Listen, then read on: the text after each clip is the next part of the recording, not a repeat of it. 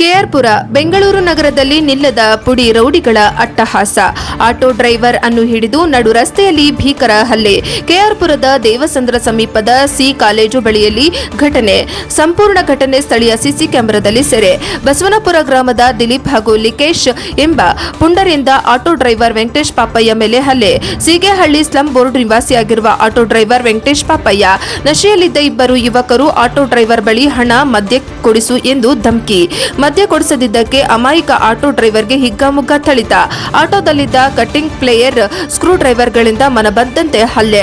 ರಸ್ತೆಗೆ ಓಡಿ ಬಂದರೂ ಬಿಡದೆ ದೊಣ್ಣೆ ಲಾಂಗ್ಗಳಿಂದ ಹಲ್ಲೆ. ನಡು ರಸ್ತೆಯಲ್ಲಿ ಪುಂಡರ ಅಟ್ಟಹಾಸಕ್ಕೆ ಬೆಚ್ಚಿಬಿದ್ದ ಸ್ಥಳೀಯರು. ಇದೇ ಮೊದಲೆಲ್ಲ ಹಿಂದೆಯೂ ಹಲವು ಪ್ರಕರಣಗಳಲ್ಲಿ ಭಾಗಿಯಾಗಿರುವ ಪುಂಡರು.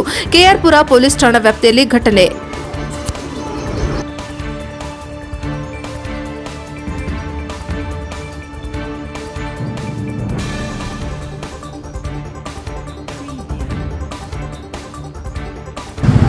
ನಮಸ್ಕಾರ ನೋಡಿ, ಆಟೋ ಡ್ರೈವರ್ ಇದ್ದಾರೆ ಇಲ್ಲಿ. ಏನು ಇವತ್ತು ಅಯ್ಯಪ್ಪ ನಗರದಲ್ಲಿ ಸಿ ಕಾಲೇಜ್ ಹತ್ರ ಏನೋ ಒಂದು ದುರ್ಘಟನೆ ನಡೀತು. ನಮ್ಮ ಆಟೋ ಚಾಲಕರ ಮೇಲೆ ಅಲ್ಲೇ ಅವರು ಪ್ರತ್ಯಕ್ಷ ಸಾಕ್ಷಿಯಾಗಿ ಅವರು ಹೇಳಿಕೆ ಕೊಡ್ತಾರೆ. ಹೇಳಿ. ನೋಡಿ, ನಾನು ಆಟೋ ಡ್ರೈವರು. ನಾನು ಸಿ ಕಾಲೇಜಿಗೆ ಜನನ ಕರ್ಕೊಂಡೋಗಿ ಬಿಟ್ಟು ಅಲ್ಲಿ ಸ್ವಲ್ಪ ಹೊತ್ತು ಬೇಕರಿ ಹತ್ರ ನಿಲ್ಲಿಸಿದ್ದೆ, ಜನ ಬರ್ತಾರೆ ಅಂತ. ಅದಕ್ಕೋಸ್ಕರ ಅವರಿಬ್ಬರು ನಮ್ಮ ಆಟೋಗಳ ಹತ್ರ ಮುಂದೆ ಅವರು ಜನ ಇಳಿಸಿಬಿಟ್ಟು ಹೋಗ್ತಾವ್ರೆ. ಅವ್ರ ಹತ್ರ ಹೋಗಿ ದುಡ್ಡನ್ನು ರೋಲ್ ಕಾಲ್ ಮಾಡ್ತಾ ಇದ್ರು. ನಾನು ಅವ್ರು ನೋಡಿಬಿಟ್ಟು ನಮ್ಗೆ ಯಾಕೆ ಬೇಕು ಅಂತ ಹೇಳ್ಬಿಟ್ಟು ಸೈಡ್ಗೆ ಹಾಕಿದೆ. ಸೈಡ್ಗೆ ಹಾಕಿ ಕುತ್ಕೊಂಡಿದ್ದೆ ಒಂದು 5 ನಿಮಿಷ. ಅದರಲ್ಲಿ ಬಂದು ಇಬ್ಬರು ನನ್ನ ಗಾಡಿ ಬಳಿ ಒಳಗಡೆ ಕುತ್ಕೊಂಡು ಏಕಿ ನನ್ನ ಎಣ್ಣೆ ಕೊಡಿಸು ಅಂತ ಕೇಳಿದ್ರು. ನಾನೇನಂದ್ರೆ ನನ್ನ ಹತ್ರ ಕಾಸಿಲ್ಲ, ದಯವಿಟ್ಟು ನನ್ನ ಕೇಳಬೇಡಿ, ಹೋಗಿ ನೀವು ಮುಂದಕ್ಕೆ ಅಂತ ನಾನು ಹೇಳ್ದೆ. ಅವ್ರಿದ್ದುಕೊಂಡು ನನ್ನ ಗಾಡಿಯಲ್ಲಿ ಕಟ್ಟಿಂಗ್ ಬ್ಲೇರು ಸ್ಕ್ರೂ ಡ್ರೈವರ್ ಐತಿ. ಎಲ್ಲನ ಗಾಡಿ ತೊಂದರೆ ಆದ್ರೆ ನಾವು ರೆಡಿ ಮಾಡ್ಕೊಳಕ್ಕೆ. ಅದಕ್ಕೋಸ್ಕರ ಅವನೇನ್ ಮಾಡ್ದ, ಅದು ತಗೊಂಡು ನನ್ನ ತಲೆ ಮೇಲೆ ನನ್ನ ಎದೆಗೆ ಈ ಕಿವಿಗೆ ನೋಡಿ ಕಟ್ಟಿಂಗ್ ಬ್ಲೇರ್ ಹಾಕೊಂಡು ಆಮೇಲೆ ಅದಕ್ಕೋಸ್ಕರ ನಾನೇನ್ ಮಾಡಿದೆ, ಬೇಡ ಗಲಾಟೆ ಬೇಡ, ದಯವಿಟ್ಟು ಹೊರಟೋಗಿ ಅಂತ ಕೇಳಿದೆ. ಅವರು ಹೋಗಿಲ್ಲ. ನಾನೇನು ಆಟೋನಿಂದ ಕೆಳಕ್ಕೆ ಬೀಗ ತಗೊಂಡು ಆಟೋನಿಂದ ಕೈಯಲ್ಲಿ ಗೆಲ್ದೆ. ಆಮೇಲೆ ಏನು ಮಾಡಿದ್ರು, ಏಕಿ ದಾಳಿ ಮಾಡಿದ್ರು.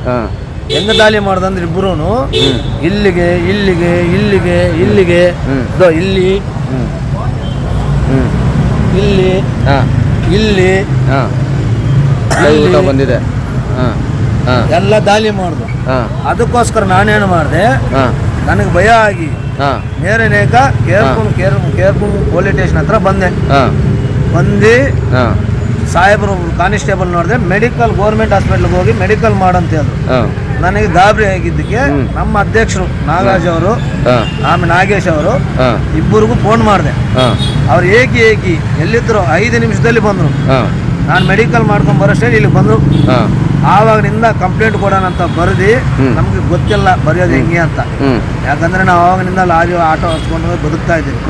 ಅದಕ್ಕೋಸ್ಕರ ನಮ್ಮ ಅಧ್ಯಕ್ಷರು ಬಂದು ಕಂಪ್ಲೇಂಟ್ ಎಲ್ಲ ಬರೆದಿ ನಮ್ಮನ್ನು ಕಂಪ್ಲೇಂಟ್ ಕೊಡೋಣ ಅಂತ ಸಾಹೇಬ್ರಿಗೋಸ್ಕರ ಕಾಯ್ತಾ ಇದೀವಿ. ಸಮಯ ಬಂದು 2:45 ಇವವರೆಗೂ ಕಂಪ್ಲೇಂಟ್ ಕೊಡೋಣ ಅಂತ ಇಲ್ಲೇ ನಿಂತಿದ್ವಿ ಸ್ಟೇಷನ್ ಮುಂದೆ. ಯಾರು ಆಗ್ಲಿ ನಮ್ಮನ್ನು ನೋಡ್ತಾ ಇಲ್ಲ, ಮಾತಾಡಿಸ್ತಾ ಇಲ್ಲ. ಸಾಹೇಬ್ ಬರ್ಲಿ ಪೊಲೀಸ್ನವರು ಈ ತರ ಏನು ಹಲ್ಲೆಗೊಳಗಾದವ್ರನ್ನ ಈ ರೀತಿ ಕಾಡಿಸೋದು ಯಾವ ರೀತಿ ನೋಡಿ. ಹಾಸ್ಪಿಟ್ಲಿಗೆ ಕೂಡ ಹೋಗಿದ್ದಾರೆ. ಹಾಸ್ಪಿಟ್ಲಿಗೆ ಹೋಗಿ ಏನು ಫಸ್ಟ್ ಏಡ್ ಮಾಡ್ಕೊಂಡು ಬಂದು ಇಲ್ಲಿ ಪೊಲೀಸ್ ಕಂಪ್ಲೇಂಟ್ ಕೊಟ್ಟಿದ್ದಾರೆ. ಇದುವರೆಗೂ ಆ್ಯಕ್ಷನ್ ತಗೊಂಡಿಲ್ಲ. ನಾವು ಸುಮಾರು ಆಟೋ ಚಾಲಕರೆಲ್ಲ ಬಂದಿದ್ದೀವಿ. ಆಟೋ ಚಾಲಕರು ಬಂದರೂ ಕೂಡ ಇದಕ್ಕೆ ಯಾವುದೇ ಕೂಡ ಪರಿಹಾರ ಇನ್ನೂ ಆಗಿಲ್ಲ. ನಾವು ವೆಯ್ಟ್ ಮಾಡ್ತಾ ಇದ್ದೀವಿ. ಈ ಸರ್ಕಲ್ ಇನ್ಸ್ಪೆಕ್ಟ್ರ್ ಬರಲಿ ಅಂತ ನಾವು ಕಾಯ್ತಾ ಇದ್ದೀವಿ.